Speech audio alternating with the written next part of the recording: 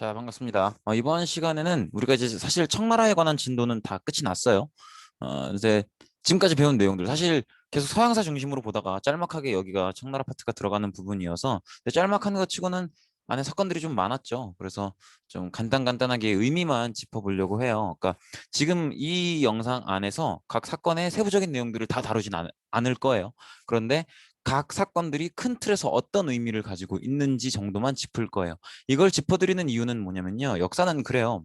이제 각 사건에 여러 가지 세부적인 내용들이 있잖아요. 어떤 배경에서 벌어졌고, 어떤 인물들이 등장하고, 뭐 어떤 전개가 있었고, 또 어떤 단체가 등장하고, 결과가 어땠고, 이런 구체적인 내용들이 있는데, 그런 구체적인 내용들을 파악하실 때, 이 사건이 갖고 있는 큰 틀의 본질적인 의미를 알고 계셔야 세부적인 내용들도 빠르게 들어와요. 그리고 어, 큰 사건들이 여러 개 있을 때 각 사건들이 어떤 의미의 사건인지를 알고 계셔야 이 큰 틀의 사건들 여러 개를 순서를 배치할 때도 이제 좀 빠르게 그리고 올바르게 배치하실 수가 있어요.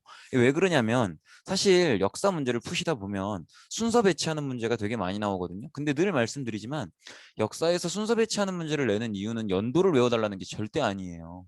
역사에서 순서를 배치하는 문제를 내는 이유는 그 일이 발생한 데는 그만한 원인이 있고 또 그 일이 결과적으로 발생한 건 그만한 논리적인 인과성이 있다. 원인 결과 관계가 있다라는 걸 좀 생각하게 만들기 위해서 이제 일부러 순서 배치 문제를 내는 거예요. 그래서 각 사건들이 큰 틀에서 어떤 의미가 있는 사건인지를 이제 좀 간단하게 짚어드리기 위해서 준비한 영상 강의입니다.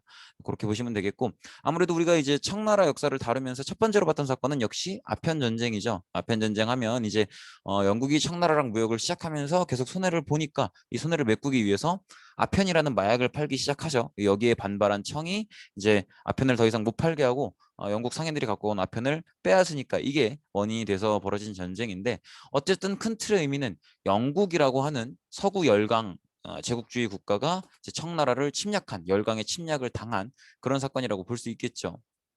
그리고 이제 이 전쟁에서 졌기 때문에 뭐 1차 아편 전쟁에서는 난징 조약을 맺어서 홍콩도 할양해 줬어야 됐었고 그리고 또 홍콩 이외에 5개의 항구도 열었어야 됐었고 그리고 또 2차 아편 전쟁이 또 벌어지죠. 뭐 에로우 사건, 프랑스 선교사의 살해, 처형 이런 것들이 문제가 되면서 2차 아편 전쟁이 또 벌어지고 그리고 2차 아편 전쟁의 끝으로 난징 조약, 베이징 조약이 체결되게 되죠. 난징 조약 안에서는 뭐 이제 뭐 크리스트교를 자유롭게 포교할 수 있게 허락해 준다든지 아니면 각 국의 공사관을 베이징에 설치할 수 있게 한다든지 이런 내용들이 들어갔었죠.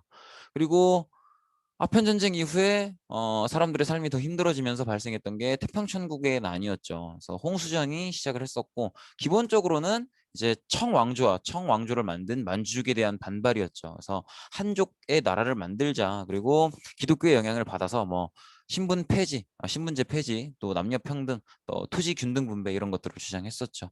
그렇게 보시면 되겠고 태평천국의 난을 진압할 때 두 가지를 기억하셔야죠. 일단은 청정규군이 아니라 한인 지방 관료들이 의용군을 모아서 청정규군이 아니라 한인 지방 관료들이 진압했었던 점 그리고 이 진압 과정에서 외국 군대들도 참여했었던 점 그래서 아편 전쟁이나 태평천국의 난이나 둘 다 외국 군대를 경험해 보게 됐다. 그래서 외국 서양 열강들이 가지고 있는 과학 기술들을 경험해 본 사건이었다라는 것도 기억을 하셔야겠죠.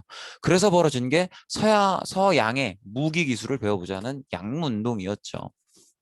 그래서 양모운동은 서양의 무기에서 볼 수 있는 과학 기술들을 배우자는 거였고, 근데 한인 지방 관료들이 중심이 돼서 실시가 되다 보니까 즉 중앙 정부가 체계적으로 나서주지 못했으니까 체계적으로 진행되지 않으면서 실패하게 되죠. 그래서 양모운동이 왜 실패했을까를 고민하면서 양모운동은 너무 서양의 과학이나 기술 이런 껍데기만 배우려고 한 거다. 중앙 정부가 체계적으로 나서주기 위해선 요 서양의 과학이나 기술 이런 껍데기만 배워서는 안 되고 우리의 법도 바꿀 수 있는 정말 서양의 헌법이나 의회 같은 서양의 제도들까지도 배울 수 있도록 해보자라고 하면서 변법 자강 운동이 일게 되죠.